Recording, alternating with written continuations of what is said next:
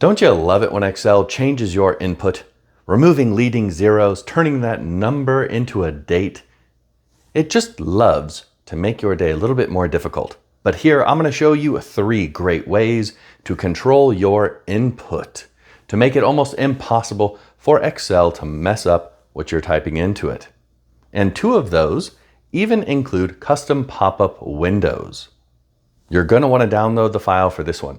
So check the link below the video and let's get started. Come on. In the first example, we are going to talk about leading zeros, and we will end up with an input form like this. That will make it almost impossible for someone to mess up inputting values into cells. But this will work not only with leading zeros, but anything that you need to input into a cell. The final example, that's a really cool one. A custom input form that anyone can use and anyone can make. No VBA, no programming, no worries. To start things off, we're going to go with a very simple example, no pop-up windows or input forms. Just how do we make sure that what the user types is what is actually input into the cell? And there is a very nice simple trick for that. So let's go down here, and how about we do 007? And it takes away our zeros. Now there are a bunch of ways to keep the leading zeros, but here I'm going to show you something that's a bit more versatile, not just for leading zeros. So we can go to the Home tab, Number, and change it from General to, it is off the screen at the very bottom, Text. See text right there.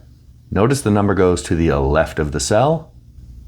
And now, there we go. Leading zeros are there.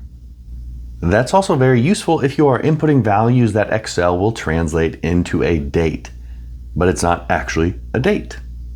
A very frustrating and common problem. And that's all there is for the very first tip.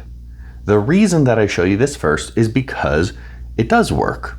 The reason that I show you the next 2 examples is because what always seems to happen is coworker Brenda comes along and changes the formatting somehow back to general or number or something that isn't text.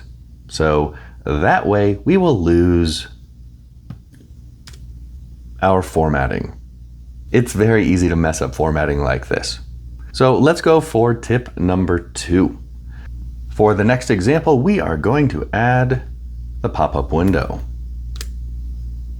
This does require a tiny bit of VBA and macros. The next example does not, but what I want you to do is to go to teachexcel.com and download this file now. It is completely free. I'll put the link to the file below the video. You will have to confirm your email address just because we have been getting a lot of AI spam. I apologize for that. And then once you have the file, come back here and continue the video. There are a couple of things that we need to update. Now hit Alt F11 to go to the VBA window. It should look like this, but if you don't see this window over here, go to View and click Project Explorer. Then what I want you to do is to go to the workbook that you have open, expand it, and go down to this workbook. And what I've got here, if you download this, is a little macro, maybe not the smallest macro. And we have a lot of helpful comments and notes up here at the top that tell you exactly how it works and what to change. Down here, we have the code itself. Beautiful and simple. If you know VBA, if you took my course, this is just, it's amazing. So let's go to what you guys have to change. I'm going to remove these comments to make it a little bit easier to see. All we have to change, and those comments will be in the downloadable files, don't worry. All we have to change is where it says edit this section. Allowed sheets, allowed ranges. Here we put the name of the worksheets that we want this feature to work on.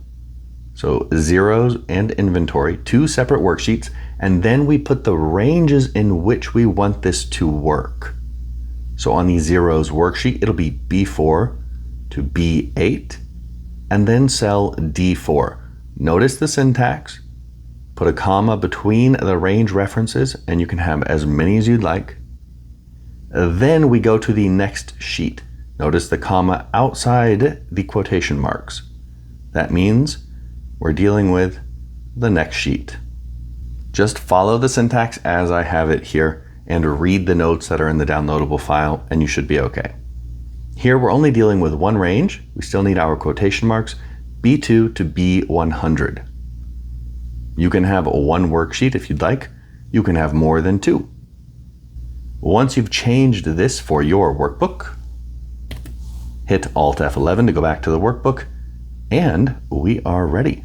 Double click, 007, perfect. Double click again. How about this time 008? And we can test it out. Go down here, right below, no pop-up window. Right over here, right below, no window. And this will work for whatever you want to input into the cell. It is not just leading zeros. I just use that example because it is very easy to see how Excel can automatically mess up your input. Dates are another very good example where a lot of issues crop up. But now, let us check out inventory. We have also made it so we can double click here, by the way. So even if it's a table like this, it is fine. If you'd like to get these tips in your email every single week, make sure to go to tips.teachexcel.com where you can subscribe to our weekly newsletter completely free. And there we also include additional Excel tips that you don't get on YouTube and coupons and discounts for our courses. So give it a look. I think you might like it. But this example is all about the input form. Look at this. We can go through all the records. We can update a record if we want. Let's go to the first one. Change it from 003 to 001. And how about A to AB? Enter. And there we go. Before we dive any deeper, let me show you how to get this button. It is not here by default, so we go up to the Quick Access toolbar and we could just right click, go to Customize Quick Access Toolbar. For commands, let's just go All Commands, and then down here to Form. There we go, Form. Just click that guy, Add, and then we have Form over here. Then OK. There you go. As I showed you, we can very easily edit records here, but we can also add a new record. And you can go ahead and fill out the fields with whatever you need. Enter. Let's close it. And there we go.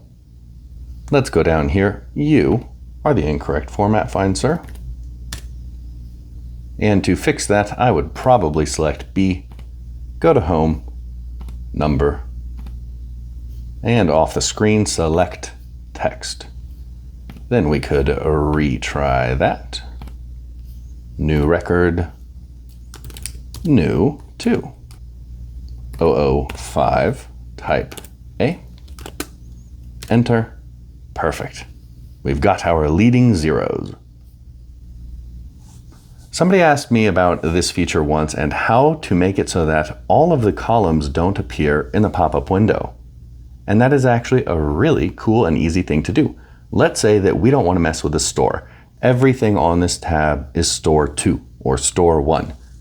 So we don't need it. Maybe it's already even pre-filled for the whole column. So I'm going to right click this column and go to hide. Then bring it back. No more store. Item and then type.